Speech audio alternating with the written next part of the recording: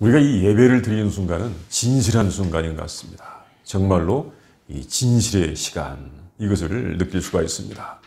이 본문의 말씀이 정말 이 진실함의 중요성에 대하여 우리에게 알려주고 있기도 합니다. 예수님께서 하나님 나라를 전하시는 어느 날 이 바리새인들과 사두개인들이 예수님께 와서 예수님께 한 가지 요청하였습니다. 그것은 뭐냐면, 선생님, 하늘로부터 오는 표적을 우리에게 보여주십시오.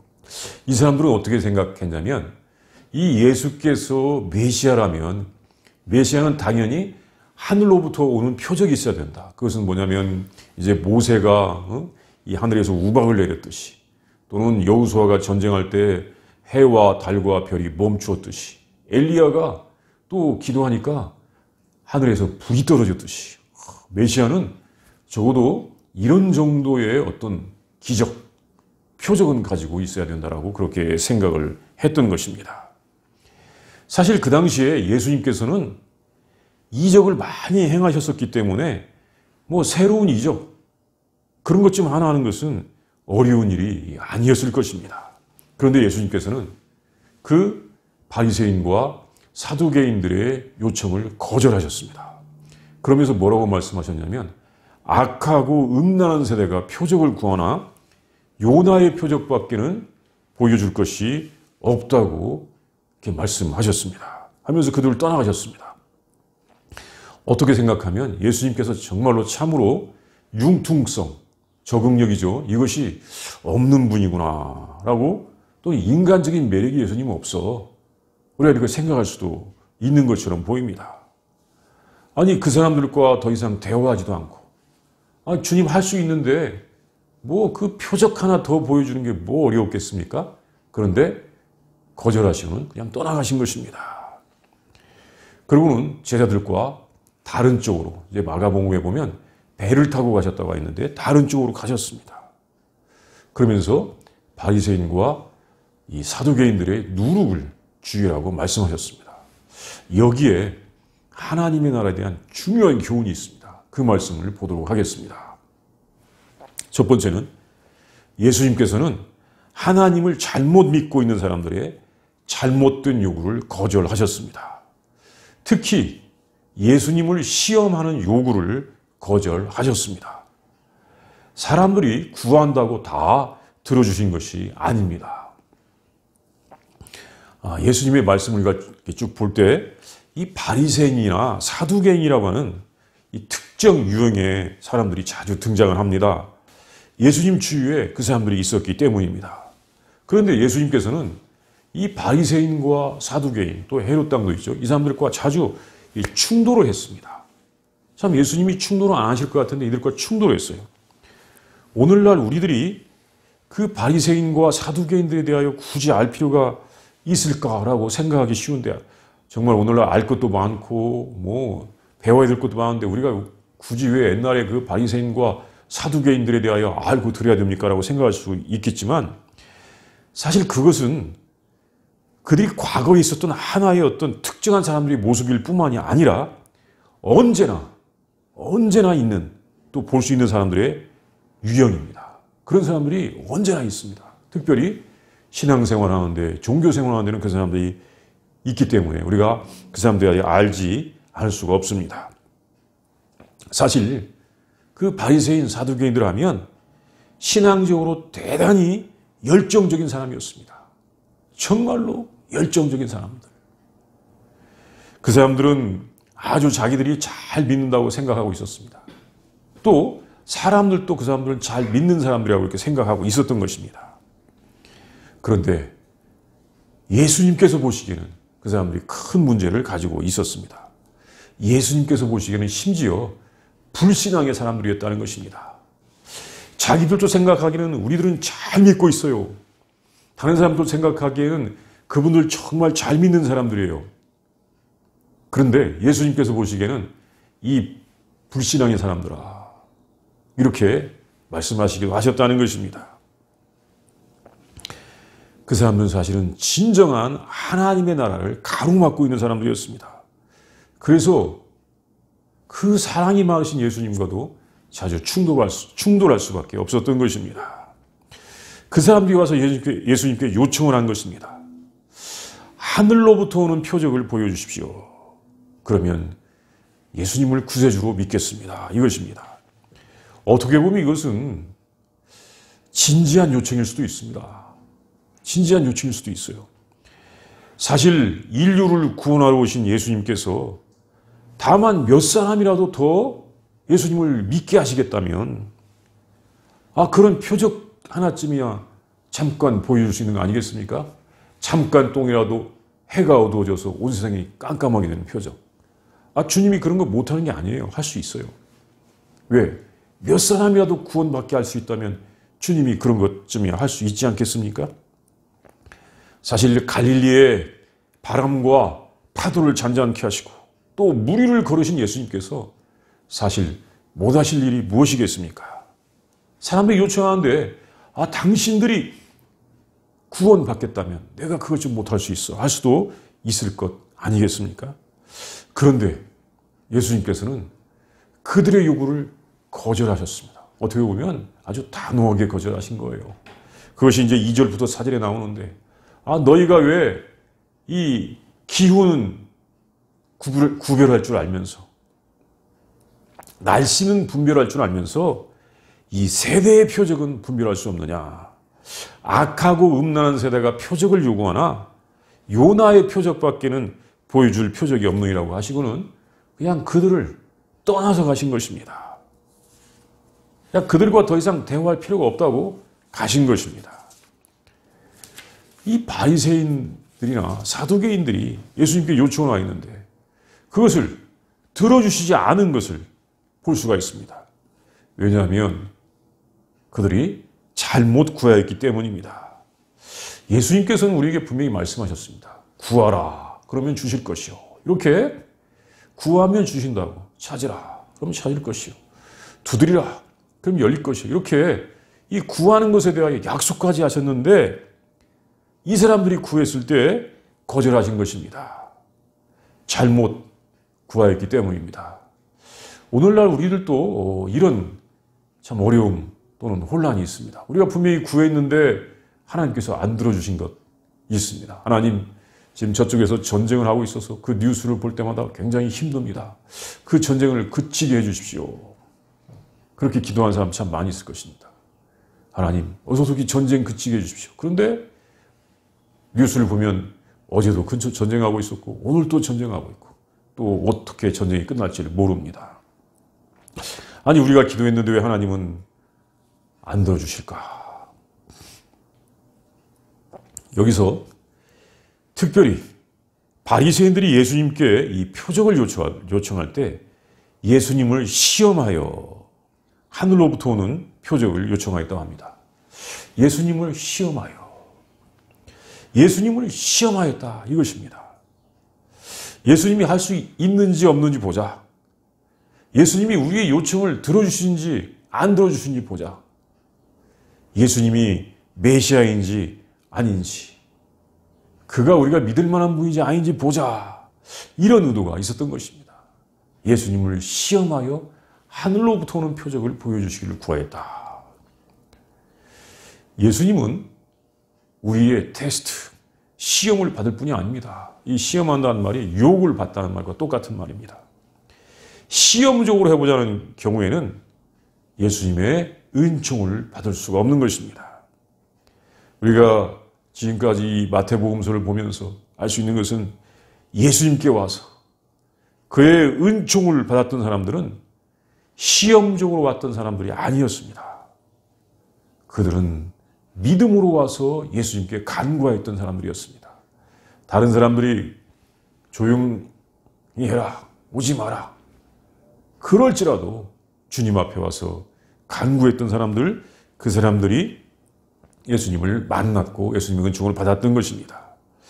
바리새인들이나 사두개인들이 예수님을 시험하여 표적을 요청하였다는 것은 그 사람들의 신앙 상태가 매우 잘못된 상태라는 것을 알려주고 있습니다. 그들은 예수님을 구세주로 믿는 사람들이 아니었습니다. 내가 이분을 구세주로 믿을 수 있을까 없을까 시험하는 사람들이었습니다. 이렇게 예수님을 시험해서는 그의 은총을 받을 수가 없습니다.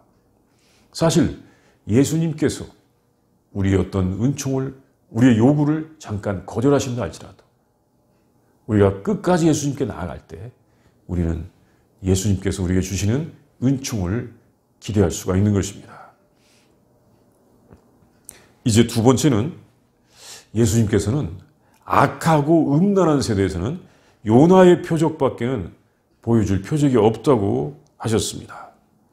요나의 표적은 예수님께서 십자가에서 죽어 사흘 후에 부활하는 것입니다. 요나, 구약성경에 나오는 한 선지자죠. 이 선지자는 구약시대 주전 750년 전에, 50년 전에, 이 750년 경에 주전, 이 북왕국 이스라엘의 선지자였습니다. 근데 하나님께서 요나에게 특별히 한 가지 말씀하셨습니다. 야, 요나야, 너 니네나의 원수죠. 그 북왕국 이스라엘의 원수인 저 아시리아의 수도 니누에로 가서 거기 가서 멸망을 선포하도록 하라. 이렇게 해서 하나님께서 그 요나를 니누에로 보내셨는데 요나는 니누에 사람들이 내가 가서 선포하면 내 말을 듣고 회개해서 그 멸망하지 않을 거야. 이렇게 생각을 하고는 이제 이 니느웨의 반대인 다시스로 가는 배를 타고 다시스로 가고 있었습니다. 다시스와 니느웨는 반대 방향에 있었습니다. 그런데 그렇게 가다가 배가 폭풍을 만나가지고 이제 하나님께 불순종하고 다시스로 가는 것이, 요나가 하나님께 불순종하고 다시스로 가는 것이 그 폭풍을 만난 원인으로 지목되어서 요나가 바다에 던져지게 되었던 것입니다. 모든 것이 요나 때문이다. 또 요나도 그걸 인정했습니다. 모든 것이 지금 나 때문이다 하고 그 폭풍의 책임을 지고 바다로 던져졌는데 이 요나가 바다에 던져지자 어떻게 되었냐면 바다는 잔잔해졌고 그리고 큰 물고기가 산채로 요나를 덥석 삼키게 되었던 것입니다. 그때 요나는 그 물고기 뱃속에서 하나님께 회개의 기도를 하였고 3일 후에 그 물고기는 요나를 육지에 토해내게 되었습니다. 그래서 살게 되었습니다. 엄청난 기적이 일어난 것이죠. 지금도 이 기적을 못 믿는 사람이 있어갖고 이게 진짜입니까? 라고 묻는 사람이 있는데 정말 있었던 그런 기적입니다. 하나님께서는 그 요나를 다시 니느웨로 가게 하시자 그때는 요나가 그곳에 갔습니다. 가서는 하나님의 말씀을 전하였는데 그 니느웨 사람들이 이 요나의 말을 듣고는 다 회개해서 악한 길에서 돌이켜서 떠남으로 멸망하지 않게 되었습니다. 40일 후에는 망할 것이다 하고 이렇게 선포했는데 사람들이 다 회개했기 때문에 멸망하지 않았던 것입니다. 그리고 구원받게 되었습니다. 이제 요나는 이것이 이렇게 자기가 선포한 대로 사람들이 멸망하지 않고 회개해서 구원받으니까 이것이 너무나 싫어가지고 또 하나님께 불평하는 그런 장면이 있기도 합니다. 요나에게는 놀라운 기적이 있었습니다. 바다에 던져졌을 때 물고기 뱃속에서 3일 동안 있다가 다시 살아나온 것입니다. 이 요나의 표적하면 바로 이 기적이에요. 물고기 뱃속에서 거기서 녹아가지고 소화되지 아니하고 다시 살아나온 것 하나님께서 다 예비하신 것이었죠. 사실 누가 이것을 본 사람은 없거나 많지 않았을 것입니다. 사람들은 어디까지 보았냐면 요나? 저 사람 우리가 그 풍랑이는 바닷가에 던졌는데 어떻게 이 사람이 니느웨에 나타났을까? 이렇게 생각했을 것입니다. 놀라운 기적이 있었던 것입니다. 예수님께서 바리새인과 사두개인들에게 요나의 표적밖에는 보여줄 것이 없다고 하셨는데 요나가 다시스로 가다가 큰 풍랑을 만났을 때 이 풍랑은 다 나 때문이다. 여러분이 고통당하는 것은 다 나 때문이다. 라고 이렇게 말하면서 바다에 던져졌다가 큰 물고기의 뱃속에서 사흘 만에 살아나오는 기적이 있었고 그 기적이 주님께서 보여주실 기적이었던 것입니다. 이것이 바로 예수님께서 죽으셨다가 다시 사흘 만에 살아날 것을 예시하시는 것입니다. 예수님께서는 자신이 그렇게 다시 살아나실 것을 미리 말씀하셨습니다. 그리고 그 세대를 향하여서 악하고 음란한 세대라고 말씀하셨습니다. 그 세대는 하나님의 말씀을 듣고 지킨다고 하면서도 사실은 하나님의 말씀을 어기고 있고 하나님을 배반하는 세대라는 것입니다. 하나님을 믿노라고 하면서도 우상을 섬기는 것입니다. 이 음란한 세대, 우상 숭배한다는 것이죠. 예. 특별히 그 세대, 만몬이라고 하는 우상을 섬기는 세대였습니다. 그리고 거짓을 행하는 세대였습니다. 당시에 예루살렘 성전이 많이 타락한 상태에 있었는데 그 예루살렘 성전을 타락하게 한 것이 사두개인들이었습니다. 그래서 그런 세대에는 거짓과 불의가 성행하고 있었고 악인들이 의인들을 피파하고 죽이는 세대였습니다. 정말로 안타까운 세대였습니다. 그 악하고 음란한 세대가 예수님을 죽일 것이나 예수님은 다시 살아날 것을 말씀하신 것입니다. 이것이 가장 큰 표적인 것입니다. 그리고 예수님 때문에 사람들이 회개할 것이라고 하는 것도 말씀하십니다. 그것도 표적이 될 것입니다. 요나의 선포를 받은 니느웨 사람들이 회개한 것처럼 예수님을 죽인 사람들이 회개하고 하나님의 뜻을 구하게 될 것입니다. 이제 세 번째는 하나님 나라의 백성들은 잘못된 신앙의 교훈들을 경계해야 하는 것입니다. 사람들이 보기에는 잘 믿는 것처럼 보이지만 하나님의 나라를 가로막고 있는 잘못된 신앙이 있습니다. 예수님께서 이 바리새인과 사두개인들이 시험하여 요구하는 표적을 보이기를 거절하고 그들을 떠나 제자들과 함께 이 건너편으로 가실 때 예수님께서는 바리새인과 사두개인들의 누룩을 주의하라고 말씀하셨습니다. 그때 제자들은 이 누룩이란 말을 듣고는 밥 걱정을 했던 것입니다. 우리가 빵을 가져오지 못하였는데 주님이 그것을 아시는 것 같다. 그래서 걱정을 한 것입니다. 그래서 이 제자들의 걱정을 통하여 누룩과 빵이 연결되었고 이것은 주님께서 행하셨던 광야에서 식탁을 베푸신 그 기적과 연결이 되었습니다. 예수님께서 광야에서 베스다 광야에서 보리떡 5개로 또 물고기 2마리까지 합쳐서 정말 5,000명 넘는 수많은 사람들을 배불리 먹이시고 12바구니나 되는 그런 떡을 남기셨고 또 이제 저 이방인의 광야에서 보리떡 7개로 떡 7개로 4,000명도 넘는 사람들 다 배불리 먹이시고 7광주나 되는 그런 떡을 남기신 적이 있었는데 제자들이 지금 그것을 기억하지 못하느냐고 주님 말씀하시는 것입니다. 그러면서 이제 빵 걱정하지 말고 예수님께서 이렇게 큰 기적을 행하신 것을 기억하도록 주님은 말씀하시는 것입니다. 예수님께서는 바리새인들, 사두개인들이 표적 보이기를 요청하실 때 거절하셨다고 하셔서 기적을 행하시는 것을 거절하신 것이 아닙니다.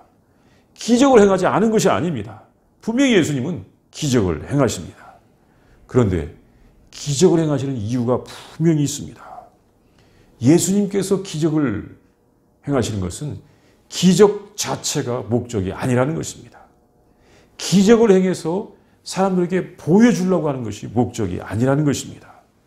예수님의 기적 행함의 목적은 이웃사랑입니다. 그리고 하나님의 은혜를 베푸는 것입니다. 예수님께서 아픈 사람들을 치유하기 위하여 능력을 베풀어야 될 때 정말 주님께서 그 사랑을 나타내실 때 주님은 능력을 베푸셨고 그 능력이 치유의 기적으로 나타나서 정말 소경이 눈을 뜨고 못 듣는 사람이 듣게 되고 안전뱅이가 일어서게 되고 또 팔이 마른 사람들이 고쳐지는 그런 기적이 일어났던 것입니다. 주님께서 행하신 것은 내가 이걸 행할 테니까 보아라. 내가 얼마나 큰 능력을 갖고 있는지 보아라. 그런 기적 자체가 목적이 아니었습니다. 기적으로 사람들을 모으는 것이 목적이 아니었습니다. 예수님께서는 하나님의 사랑을 행하시고 하나님의 은혜를 보여주시고자 하였던 것입니다. 이것이 하나님께서 원하시는, 하나님께서 주시고자 하시는 하나님 나라의 모습입니다. 그런데 사람들은 기적하면 그것 가지고 내가 돈을 모을 수가 있어. 기적. 그럼 내가 그것 가지고 사람들을 모아서 영향력을 행사할 수 있어. 이렇게 자신을 드러내기를 좋아합니다. 그것은 분명히 의식적인 행위라고 할 수가 있는 것입니다. 바리새인들이 좋아했던 유선자적 행위, 의식적인 행위라고 할 수가 있는 것입니다. 사람들을 부르기 위하여 표적을 행하라. 그래서 당신이 메시아인 것을 보여주어라. 그 목적은 진정한 사랑이 아니라 다른 것, 지배하는 것이라고 할 수 있는 것입니다. 이렇게 어떤 능력을 가지고 사람들을 모으고 속이고 지배하려고 하는 세력들이 분명히 있습니다. 분명히 있어요. 바리새인들이 그것을 원했던 것 같기도 하고 또 분명히 성경에 나오는데 있습니다. 누군지를 우리가 이 마태복음에서 볼 수가 있는데 우리 마태복음 24장 24절 말씀을 한번 보면서 누가 그렇게 이 기적, 표적을 가지고 사람들을 모으는지를 한번 보도록 하겠습니다. 시작. 거짓 그리스도들과 거짓 선지자들이 일어나 큰 표적과 기사를 보여 할 수만 있으면 택하신 자들도 미혹하리라. 예. 정말 이 말세의 마지막 때 거짓 그리스도들과 거짓 선지자들이 이렇게 표적을 보여서 사람들을 미혹한다고 했습니다. 또 이것은 요한계시록 13장 13절과 14절의 말씀, 이제 이 적그리스도 또 그의 그 종 짐승이 나타나서 행할 때도 이것이 연결되고 있습니다. 요한계시록 13장 13절 말씀, 14절 말씀 이런 말씀이 있습니다. 제가 읽어보겠습니다.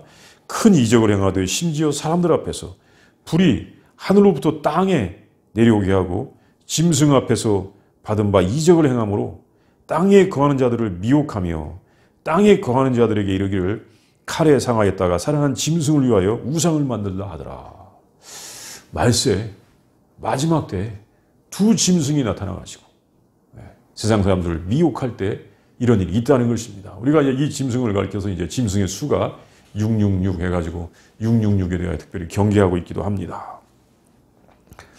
거짓 그리스도나 거짓 선지자들은 이적을 이용해서 사람들을 미혹하는 것입니다. 그 안에는 하나님의 사랑이나 하나님의 은혜가 없는 것입니다. 바리새인들이나 사두개인들이 요구하는 것은 바로 그런 것이었습니다. 당신의 능력을 보여주셔서 우리가 믿게 하십시오.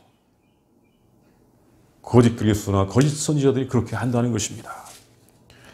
사실 바리새인이나 사두개인들의 잘못된 것은 그런 의식적인 신앙이었습니다. 유선자, 그런 의식적인 신앙이었습니다. 바리새인들이 그렇게 유선자가 되었던 것입니다. 의식적인 신앙이 되었던 거예요. 그리고 사두개인들 하면 매우 세속적인 사람들이었습니다. 물질을 중시하는 사람. 그래서 예루살렘 성전을 완전히 강도의 구렬로 만들어 놓은 사람들이었습니다. 사두개인들이 이 세속의 권력을 잡고는 그 권력으로 사람들을 위해 군림하려고 했던 것입니다. 사실 바리새인이나 사두개인, 원래 그들이 시작은 그렇게 하지 않았을 것입니다. 그런데 그런 모습, 의식적인 모습과 세속적인 모습으로 그들의 신앙이 자꾸자꾸 변질되어 갔던 것입니다. 그것이 처음에는 작은 누룩처럼 작은 것이었지만 한번 그 누룩이 바리새인이나 사두개인들의 신앙 속에 들어가자 그것이 점점점 부풀어 올라가지고 이제는 예수님께서 보실 때 그들은 위선자요 아주 세속적인 그런 사람들이 되었던 것입니다. 그래서 주님께서 바리새인과 사두개인의 누룩을 주의하라고 말씀하신 것 같습니다. 적은 누룩이 온 덩어리를 부풀게 한다. 좋은 의도로 시작했을지라도 작은 거짓이 큰 거짓이 되어서 온전히 위선자, 의식적인 신앙의 사람, 거짓의 덩어리가 되고 만다. 이것이 그들만의 모습이 아니고 모두가 다 그렇게 될 가능성이 높은 것입니다. 예수님께서 그것을 경계하시는 것입니다. 하나님 나라의 백성들은 진정한 사랑으로 행해야 된다. 서로 사랑해야 된다. 그 사랑이 기적을 가져오는 것이다. 그러니까 주님께서 행하신 그 기적은 조용하였고 은밀하게 행해졌고 또 자신에 대한 과시, 자랑으로 나타나지 않았던 것입니다. 예수님께서는 누군가에게 보여주시려는 기적은 한 번도 베풀지 않았습니다. 예수님께는 진실이 있었고 또 참 사랑이 있었던 것입니다. 진실이 있고 사랑이 있는 곳이 하나님의 나라입니다. 우리가 참으로 하나님 나라에 들어가기 위해서는 진실을 알아야 되고 진실을 말해야 되고 또 예수님께서 보여주신 그 사랑을 잊지 말아야 하는 것입니다. 진실을 잊어버리고 정말 진실을 아는 것을 소홀히 하고 사랑을 잊어버릴 때 바리새인이나 사두개인들처럼 되는 것입니다. 작은 거짓이 이 누룩처럼 퍼져서 큰 위선자가 되게 한다. 이것은 전혀 하나님의 나라와는 관련이 없다고 하는 것을 주님께서 우리에게 말씀해 주시는 것입니다. 정말 우리는 예배 드릴 때 하나님 앞에 설 때 그 진실의 순간을 그 진실을 다시 한번 회복할 수가 있는 것입니다. 자, 우리 시간 다 함께 기도하겠습니다. 우리 기도하는데 주님께서 우리에게 말씀하신 것을 묵상합니다. 특별히 우리 주님 앞에 바리새인과 사두개인들이 와가지고 시험하였습니다. 하늘로부터 오는 표적을 보여주십시오. 그때 예수님께서 말씀하셨습니다. 이 악하고 음란한 세대에서는 요나의 표적밖에 보여줄 표적이 없느니라. 이렇게 말씀하시고 그것을 거절하셨습니다. 왜냐하면 바리새인과 사두개인들이 악하고 음란한 세대의 사람들, 정말 진실하지 못하였고 세속의 권력을 가지고 사람들을 지배하는 사람들이 있기 때문에 그랬습니다. 그리고 제자들에게 함께 가시면서 이렇게 말씀하셨습니다. 바리새인들과 사두개인들의 누룩을 주의하라. 적은 거짓이 큰 위선자가 되게 한다라고 하는 것을 말씀하시는 것입니다. 우리가 이 말씀을 묵상하도록 하겠습니다.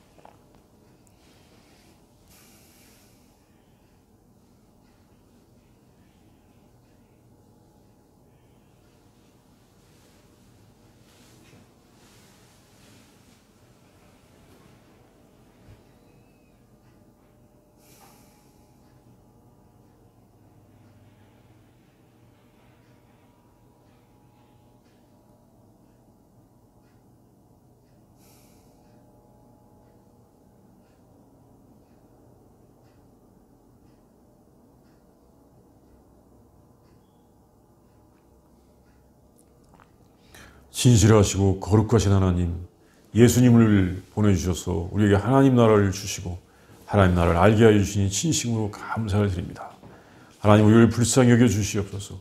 긍휼을 베풀어 주시옵소서. 하나님, 우리가 거짓의 누룩을 주의하게 하여 주시옵소서. 또한 세속의 욕심의 누룩을 주의하게 하여 주시옵소서. 우리가 진정으로 우리가 예수님을 따르는 주님의 제자들이 되게 하여 주시옵시고, 또한 우리 주님께서 진실하신 것처럼, 우리 주님께서 사랑과 은혜를 베푸신 것처럼 그렇게 사랑과 은혜의 사람들이 되게 하여 주시었기를 간절히 원합니다. 하나님, 우리를 불쌍히 여겨 주시옵소서. 우리가 하나님의 나라를 주시옵소서. 하나님의 의를 주시옵소서. 하나님, 우리를 다스려 주시옵소서.